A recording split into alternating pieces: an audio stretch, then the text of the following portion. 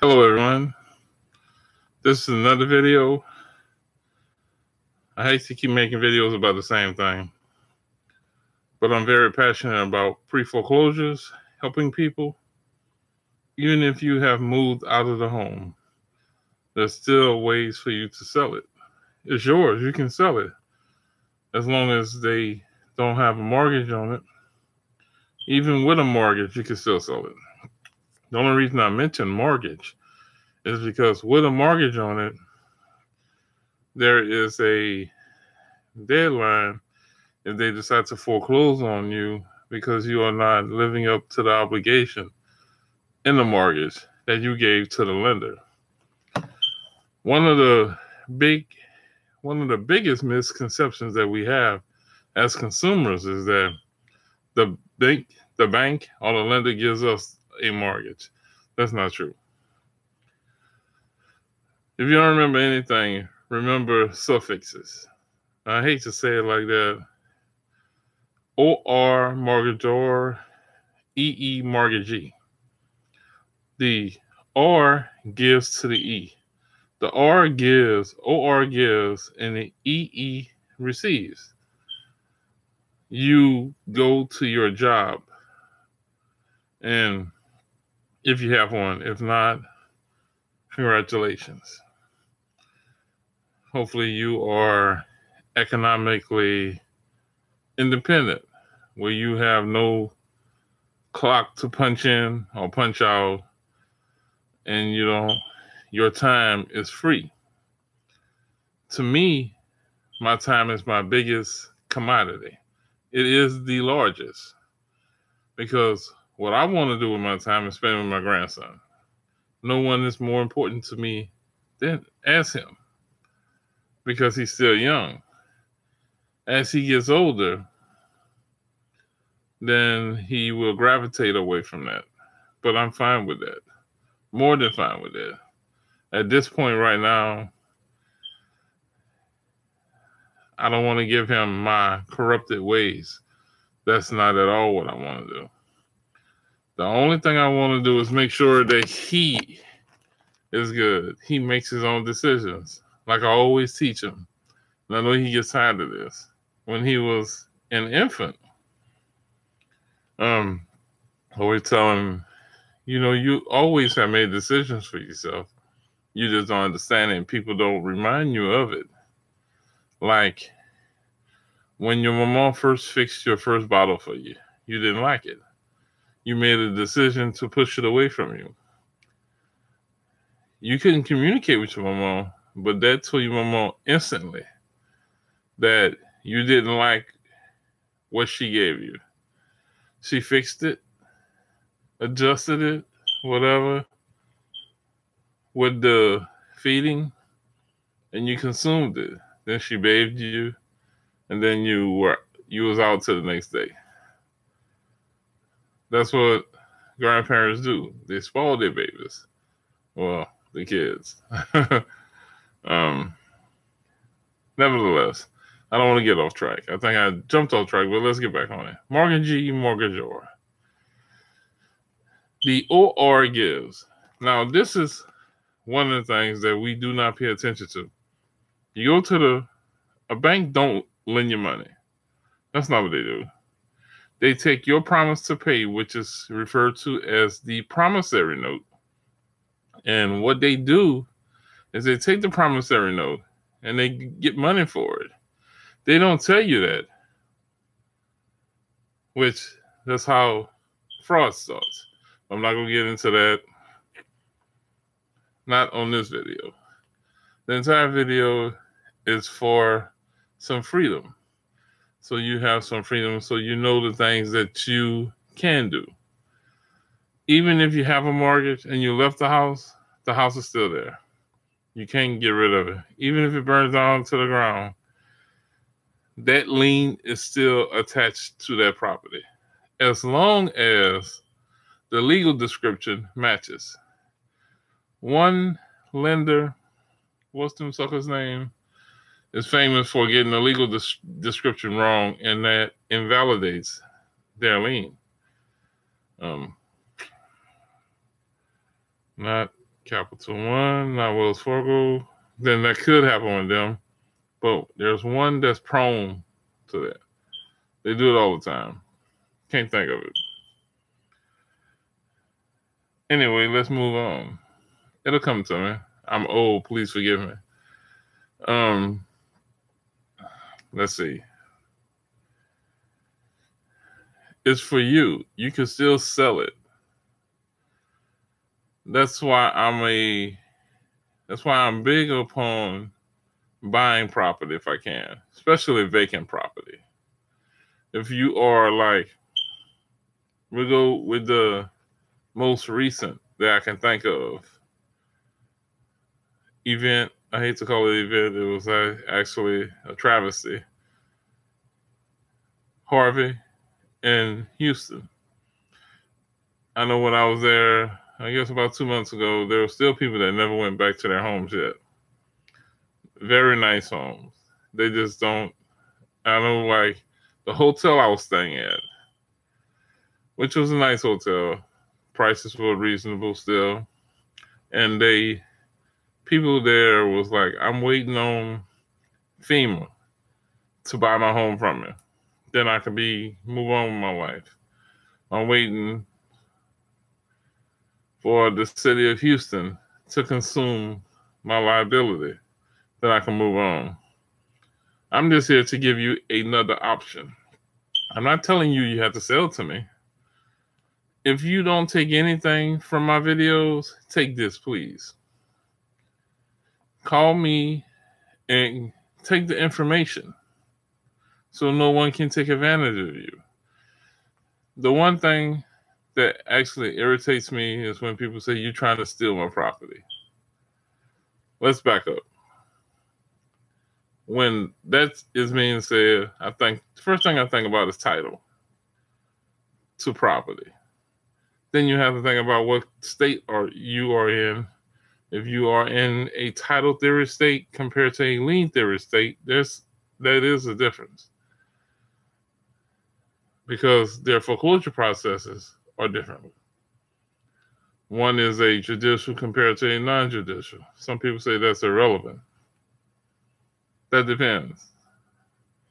Like in the judicial process, they use what they refer to as a executory foreclosure, which they have to go through the court system.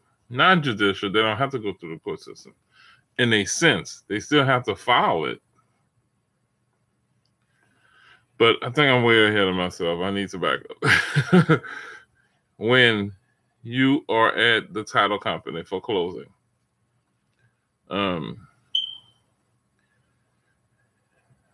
the transaction is really not legal and binding unless a transfer has been made, a exchange.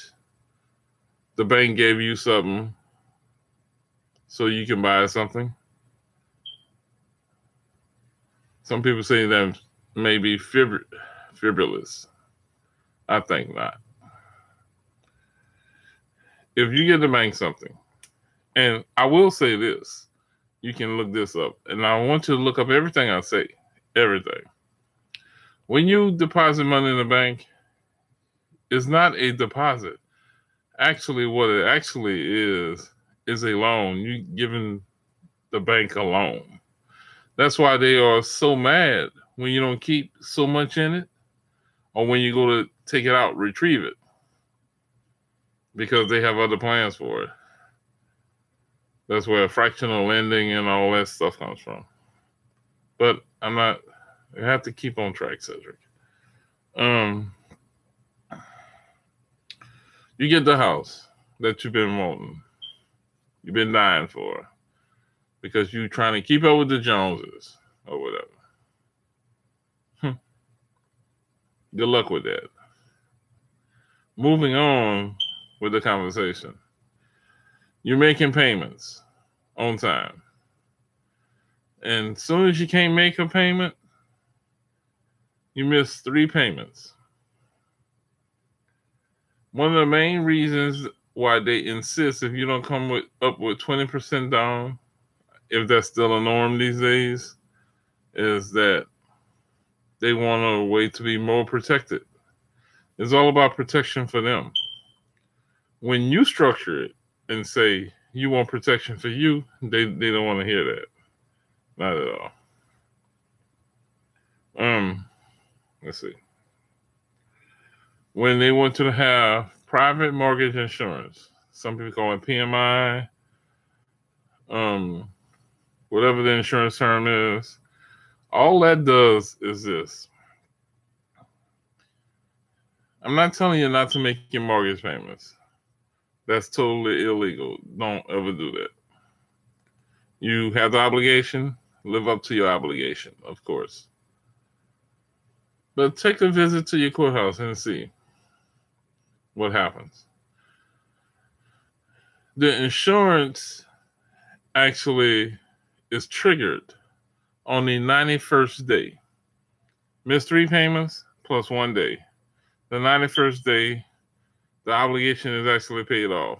Then what they are supposed to do, since they are paid off, is file an inscription of mortgage, a change. But where they lien is not valid anymore because they've been paid off, where they shouldn't have been paid in the first place. Anyway, that's another topic. So if they are paid off, why are you still paying? Regardless, I'm here to pay your mortgage off if you want me to help you. I'm not, maybe you may say that maybe I'm here to offer you 50 cents on the dollar. Nah, no sir, no ma'am. That's not what I do. Why would that separate me from anyone else? And even with a contract, you have to remember a contract is only designed to take your rights away from you. There's no other reason for a contract. None. If I write a contract on your property, I'm not looking to tie it up either. That's how we mess up also. I'll write the contract. And most of the verbiage is already in there. Then I'll write a clause within that to say that if you have someone else with verifiable funds that's willing to pay you a minimum of what our contract says, then I will cancel my contract in 48 hours. But I only want the 48 hours to match their offer. Never, regardless, I'm not here to cloud your title. I'm not here to stop.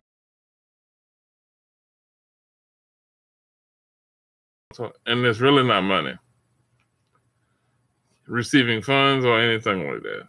I'm here to provide a solution, other options, which will be molded into a solution for you instead of you walking away with nothing.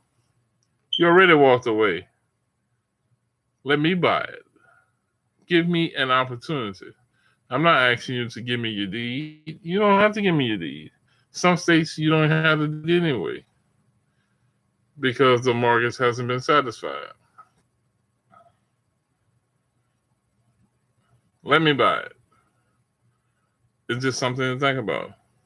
Ask your attorney, if you have one, to see if it's legal, what I'm saying.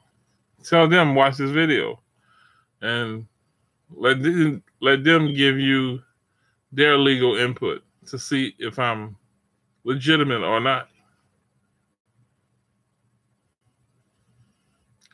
This video has ran way longer than I thought it would. Regardless, the one thing that we have to have is housing, no matter where you are. But if you are in the New Orleans for sure, in La Place areas, and you can't sell your houses, that doesn't take away from anything I've ever said in any of my videos, in any of my other videos. All 50 states, I buy houses. But I just referred to New Orleans since I'm in Louisiana right now, and La Place, for sure. Come talk to me.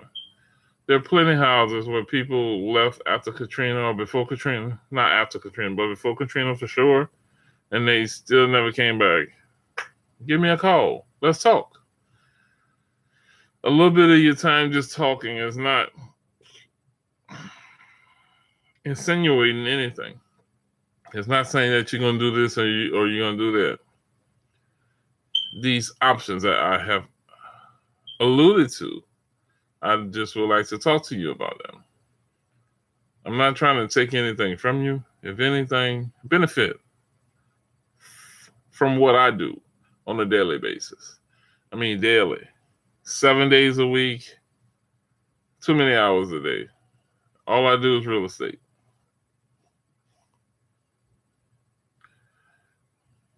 Let's see. And I do use title companies, not kitchen table closings like some investors call it. If I have to do one like that, you're going to have to be comfortable with it. But that would only be like, we do the deal tonight and your foreclosure is in the morning. Well, we can't have nobody, well, I can't. Well, we can't get nobody out tonight to do it, to notarize or anything like that. It's very simple. The process is simple. People make it complex. And if you're just starting in real estate, don't give up. Just do it the right way. Don't lie to the homeowners. Don't say you're a cash buyer and you're not. Don't do all these things over $1. That dollar will get you in trouble. Add value to the situation. And you will benefit over the long run, even the short run. All homeowners get in trouble sometimes. I don't care if your house is worth $30,000, $5,000, $100,000, $10 million. You know, just don't give up. Talk. Let's talk. I will keep making these videos, and I know the last few days I've slacked off, but I promise I will make more, providing more information.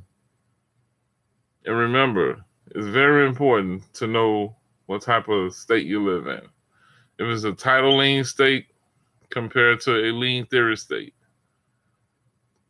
you will know that if you purchase a home and if you have the deed or not. What the deed does, the only thing the deed does is you have a piece of paper that says deed.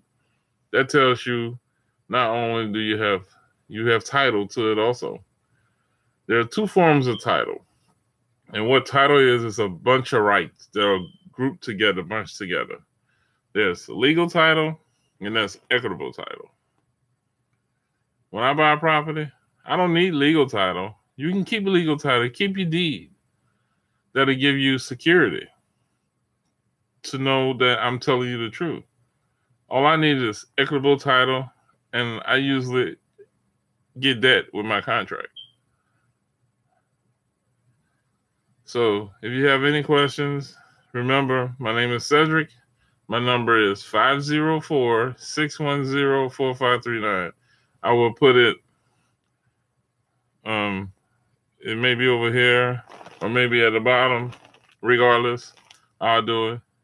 Or if you just want to talk, you have questions and concerns, message me, talk to me, call me. I'll answer you. I'll answer your call, and we can talk. There's no obligation, not ever.